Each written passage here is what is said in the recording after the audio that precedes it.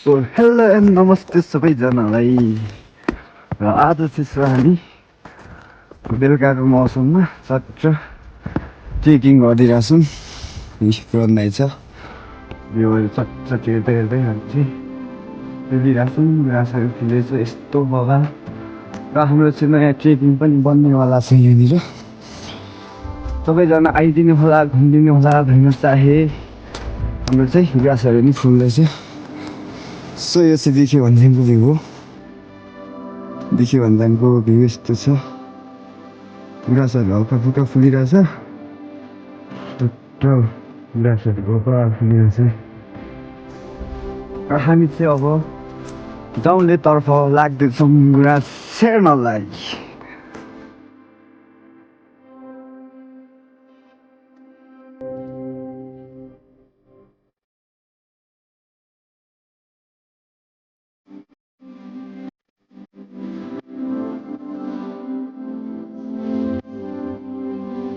So guys हामीले चाहिँ उयो टाइमलाई पनि लगाइसक्यौँ।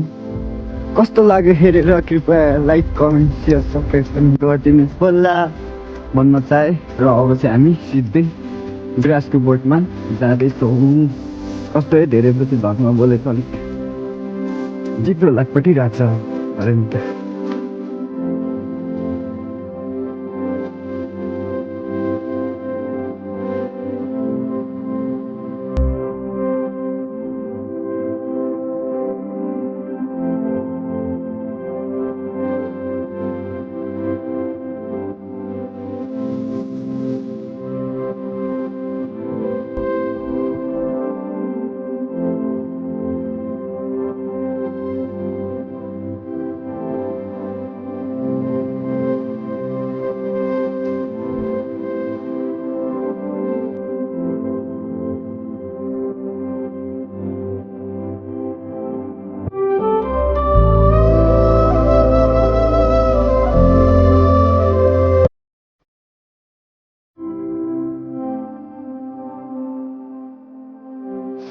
यो काम चाहिँ कसले गरेको त?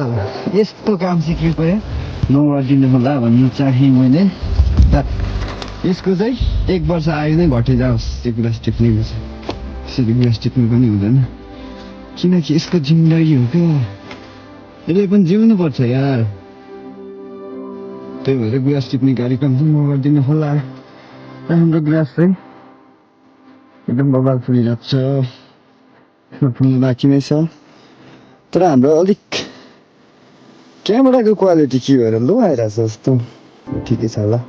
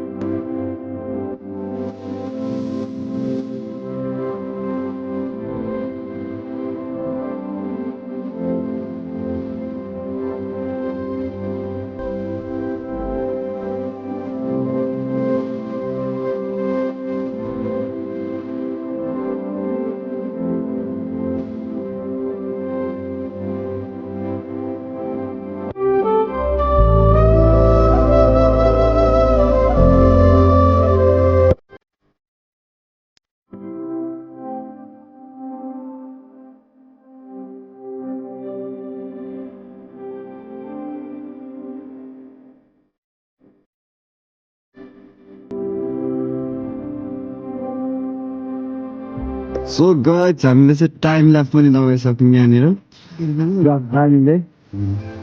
र हामीले यहाँनिर चाहिँ एउटा यति टाइम ल्याप्स लगाउँदाखेरिको हामीले फाइदा चाहिँ के गरिराख्यौँ भने यहाँनिर चट्ट आएर ग्रासमा चट्ट बसेर फोटो खिच्न सक्नुहुनेछ। हामीले चाहिँ ढुक्क वालसाल पनि लगाएर फोटो एकचोटि बसिदिइहाल न त दोस्त, एकचोटि देखाइ पनि हालौँ।